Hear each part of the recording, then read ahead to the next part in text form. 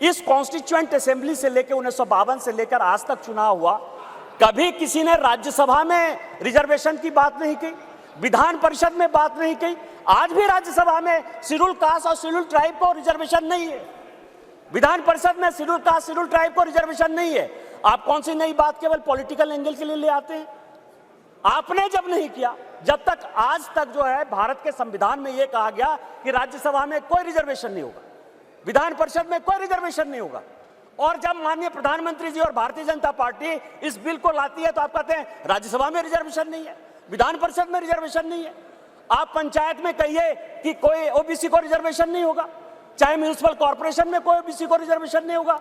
और आर्टिकल 82 है सर, जो एडजस्टमेंट ऑफ ईच सेंसस की बात कर रही है और सीट बढ़ाने की बात, सब पढ़ लीजिएगा इस आर्टिकल को। इसमें कहा गया है कि 2026 तक सभी चीजों को हमने फ्रीज कर दिया है। आप अनकॉन्स्टिट्यूशनल काम करना चाहते हैं, आप उसके ऊपर जो है कहते हैं कि 2024 से लागू कर दीजिए, तुरंत सुप्रीम कोर्ट में जाएगा और सुप्रीम कोर्ट में तुरंत वो स्टक डाउन हो जाएगा। क्या आप चाहते हैं कि महिलाओं को रिजर्वेशन नहीं दें? और जिस तरह से आप केवल राजनीति के माध्यम से इस महिला रिजर्वेशन को लॉलीपॉप बनाते रहे, घुमाते रहे, वही भारतीय जनता पार्टी करे। हमारे प्रधानमंत्री जी हैं जो कहते हैं कि जिसकी मैं शुरुआत करता हूं उसका अंत भी करता हूं। यदि ये महिला रिजर्वेशन यहां आया है तो महिलाओं को अधिकार मिलेगा, मिलकर रहेगा, दुनिया की कोई ताकत इसको नहीं रोक सकती है। लेकिन इनके यहाँ क्या दिक्कत है सर? इनके यहाँ सबसे बड़ी दिक्कत है, और अभी जितने स्पीकर बोलने वाले हैं सर, वो स्पीकर 2026 में ये आर्टिकल 82 पढ़िए, संविधान को जो है पढ़िए, जो संविधान में लिखा हुआ है कि सेंसस होगा, सेंसस के बाद डिलिमिटेशन होगा, और डिलिमिटेशन के बाद जो है हम उसको लागू करेंगे। और ये आर्टिकल 82 कह रहा है, ये 82 कह रहा है सर। पूरे देश दुनिया में कोरोना के कारण लोग मरे, माननीय प्रधानमंत्री जी के कारण आज 140 करोड़ लोग बच गए। इस पार्लियामेंट को चलाने में आप जैसे लोगों को क्या समस्या होगी सर? लोकसभा, राज्यसभा, लॉबी, सभी जगह सांसद बैठकर कानून पास करते रहे। भाई मरता था तो भाई का लाश जलाने के लिए कोई नहीं जाता था, पिता मरते थे तो पिता का लाश जलाने के लिए बेटा नहीं जाता था। उस कोरोना से बचकर हम आए हैं 2 साल के बाद। आप कहते हो आपने क्यों नहीं कराया, आपने क्यों नहीं कराया? कितने लोग थे जो रोड पर घूम रहे थे, कितने लोग थे जो खाना खिला रहे थे, सारे जगह के ट्रेन बंद थे, सारे जगह की सब स्थितियां बंद थी। भागलपुर पूरा जो है भारत जो है किस तरह के विकट परिस्थिति में था सर। माननीय प्रधानमंत्री जी 140 करोड़ लोगों को बचा के लाए हैं, और सेंसस जो संवैधानिक चीज है उसको जब हम लागू करेंगे तो ये लागू होगा।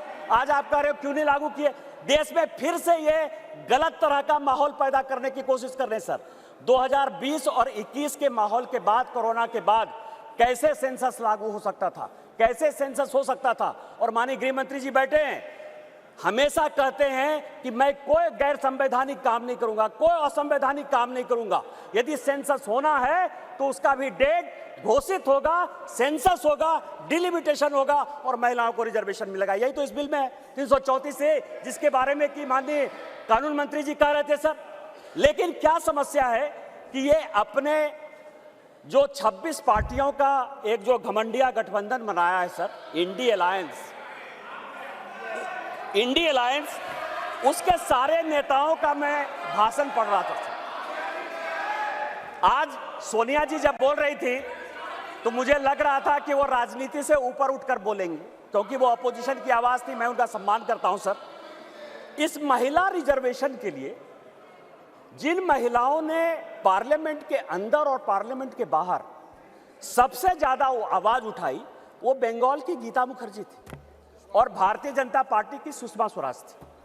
ये दोनों यदि नहीं रहती तो आज ये दिन भी देखने को नहीं मिलता। 33% यदि रिजर्वेशन लोकसभा और विधानसभा में यदि लागू होने वाला है और माननीय प्रधानमंत्री जी लेकर आए हैं इन 2 महिलाओं का, लेकिन सोनिया जी ने अपने पूरे भाषण में न गीता मुखर्जी का जिक्र किया, न सुषमा स्वराज का जिक्र किया।